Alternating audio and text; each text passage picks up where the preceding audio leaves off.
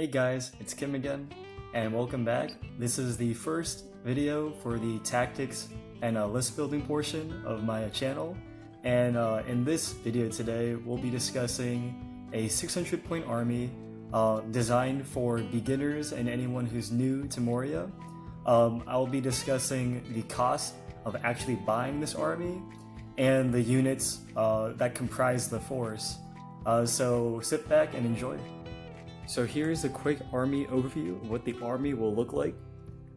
It's currently 600 points because I believe this is a good point limit to learn the game.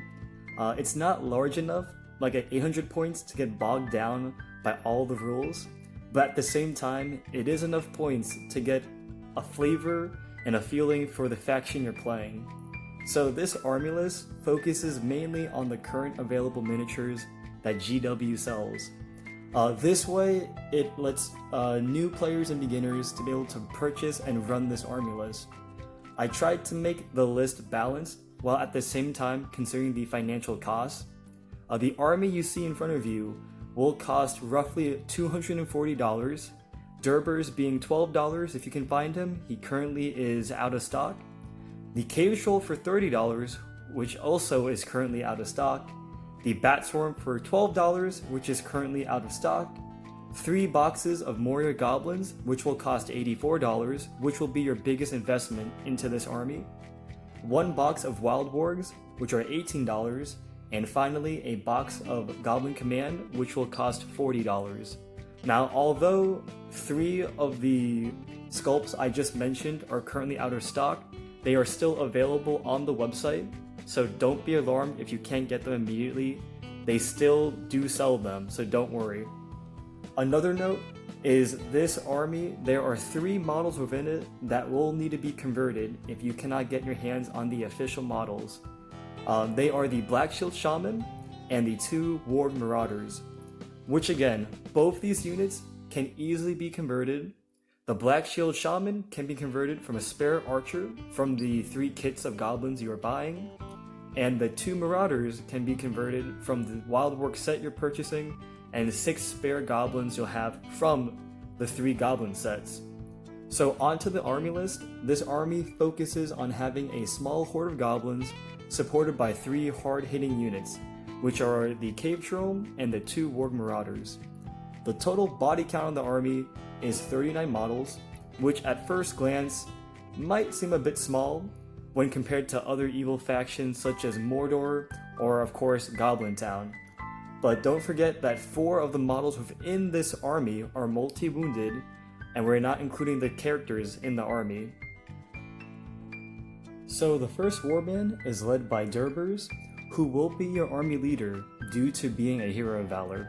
As you guys can see, in his warband, he will be leading a Bat Swarm, a Goblin Drum, 2 Goblin Archers, 5 goblins with shields, 3 goblins with spears, a Warg Marauder, and a Cave Troll with hammer. So this warband is where half of the army points is going towards. I think roughly it's 350 points if I recall. It basically is the heart of your army. First starting off with Durbers, the King of Moria. For the points you pay, he is absolutely amazing. Having access to Heroic Strike and Defense makes him a decent hero fighter to other captain level characters. Don't send him to a Boromir or an Azog.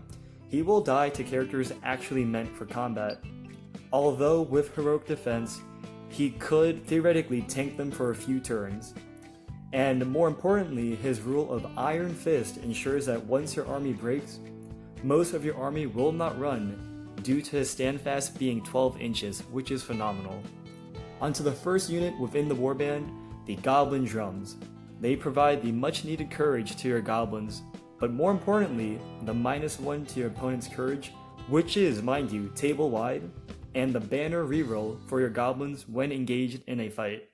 The 2 Goblin Archers, as you see next to the drum, are only in this warband to babysit the Goblin Drum in case one of the drummers dies. The archers can then simply take their place.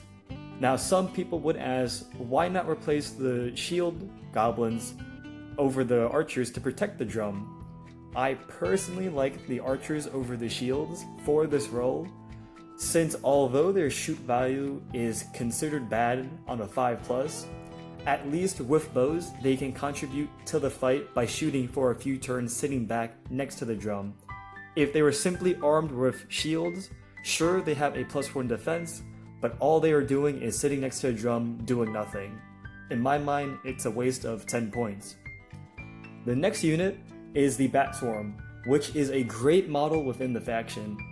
He provides huge mobility for a rather slow army. Mind you, all goblins do move 5, so having the ability to fly helps a lot. But his main advantage is his Blinding Swarm ability. What this ability does is it reduces an opponent's fight value by half, rounding down. I believe he is the only model that does so. This, in conjunction with the Warg Marauder or a Cave Troll, will mostly ensure the death of whatever model you're in combat with. One word of caution, he is an infantry model, believe it or not, so be careful of charging cavalry. One bad combat and the Bat Swarm will die due to a very low defense of 3. Now, having the 5 goblins with shields and the 3 spears are simply there to buff out the army's body count. But keep in mind, for being such a cheap warrior, I personally believe the goblins are such effective troops, especially the shield ones. For how many points you pay to get D5 is absolutely worth it. And onto the first Warg Marauder in the army. I like the Warg Marauders for the sheer power they bring to the table. Although a strange cavalry model, it definitely makes up its points. Your opponent cannot choose to ignore a Warg Marauder in your backfields. If they do, it will lead to a lot of problems in the late game. On the charge, if all 3 goblins atop are still alive, the Warg Marauder has 4 attacks. So if you do win the fight against infantry, you're rolling 8 dice to wound with a strength of 4. So at this point level of 600, most captain level characters would even have to respect a Warg Marauder. I'm saying this because one bad combat and they could potentially end up dead. Not only that, but the Warg Marauder is great for removing your opponent off an objective. In many games, your opponent may have a single warrior defending said objective. Hence why I believe the Warg Marauder is superb at this job. While the main armies are clashing, the Warg Marauder can simply move around with his movement of 10, and most warriors will die to Warg Marauder once it charges. Again, with the 8 dice at strength 4, most single wounded warriors cannot shrug that off. So if you can have the Warg Marauder go past the main line, you can have a great time removing the enemy's objective grabbers / capturing the objectives. Don't forget, if you really had to, for the mission, you could dismount all 3 goblins from the Warg. Now, the Warg may run away, which is a downside. However, having 3 goblins on an objective immediately may be a good way of looking at it as well. And lastly, in the Warband, we have the humble Cave Troll with a hammer. Having a defense 6 monster with a strength of 6 and equipped with a hand-and-a-half hammer will make any character think twice before charging in alone on one. He provides that much needed killing power within the army. Don't forget, he is a monster, so he'll be able to barge into better combats, or if he has to, he could hurl the opponent to potentially dismount certain characters from their horses. And onto the next warband. It is led by the regular Goblin Shaman. In this warband, he will be leading 3 goblins with shields and 3 goblins with spears. So I encourage taking the Goblin Shaman solely for Fury. With many armies having terror, you will need that Fury bubble to keep your goblins in action. And some people would say terror-causing armies have a unit that could probably sap the will of the Shaman, so what's the point of taking him? That's where Durbers comes in. Don't forget, our little King of Moria does have heroic resolve, and by giving the Shaman a chance to resist the will without having to expend his own store of will is phenomenal. There have been games where for 3 turns I used all of Durbers' might just for heroic resolve. That may seem crazy, but in certain games you gotta do what you gotta do, and in that game it's what won me the game, in fact. Not only that, against armies that do not cause terror, you could use the channeled version of Fury for that cheeky 6-up fate save for your little goblins. Although not the best, throughout many games I easily saved 10 goblins throughout the whole game. I'm saying this because although you do need a 6 to save the goblin, the game probably has at least 8 to 10 turns of combat. You're bound to roll that 6 and save a cheeky goblin or two. And the third warband is led by my favorite, the Black Shield Shaman. In this warband, once again, he will be leading 3 goblins with shield and 3 goblins with spear. So I love the Black Shield Shaman for his spell Shatter. It is very easy to cast on, which is a 3+, and has a range of 12 inches. So effectively, you have a 17-inch threat range, since the goblin can move his full distance of 5 inches before casting the spell. So when the spell goes off, it will destroy a piece of war gear on the targeted model. This single model alone will help suppress your opponent's combat heroes if they only have a single weapon. With that, there'll be a -1 to hit, and then the Cave Troll or Warg Marauder can simply walk up and start bashing the opponent's heroes. Another way you can use a Black Shield Shaman is if you don't want to shatter your opponent's weapons, focus on utility items such as banners and war horns. Most heroes or most infantry models have no will to resist, so once you roll that 3+, that banner war horn are immediately gone, thus giving you an advantage with the drum, with the +1 courage to your goblins, the -1 to their courage, and the reroll. And his other spell, which is often looked down upon, is Tremor. I see a lot of potential in it. It's harder to cast on a 5+, so realistically, you could either be very ballsy and just throw 1 dice at it, or you're gonna have to throw 2 at it and leaving you with 1 will left. I do like Tremor because it is a D6 straight line of a strength 6 knockdown. Now, there are certain games where if you had the first turn and you move the Black Shield Shaman in a good position, you could throw that Tremor down against his, let's say, defense 7 or defense 6 Rohan or Gondor line and knock down either the back rank or the front rank, potentially killing a few on the way or just knocking them down.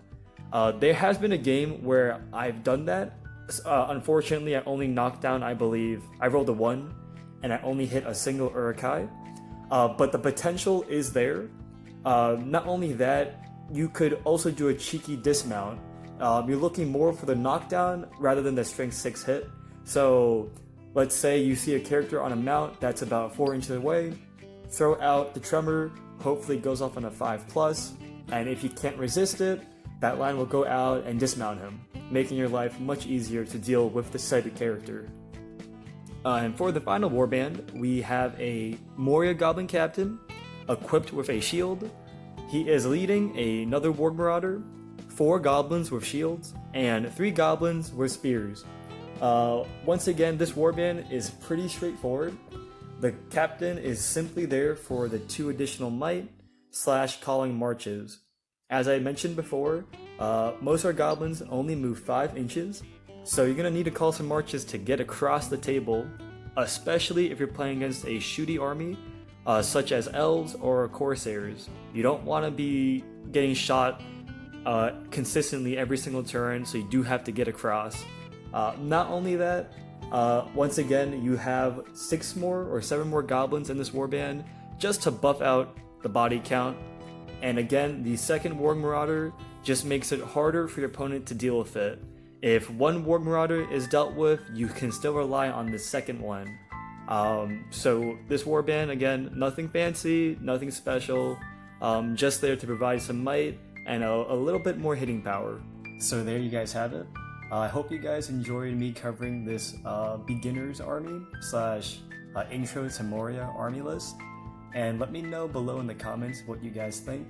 I will be showcasing this army, I believe, in a battle report, so you guys can have a more, I guess, in-depth look at how it actually operates on the table. So yeah, keep your eyes open for that. Until then, see you guys soon.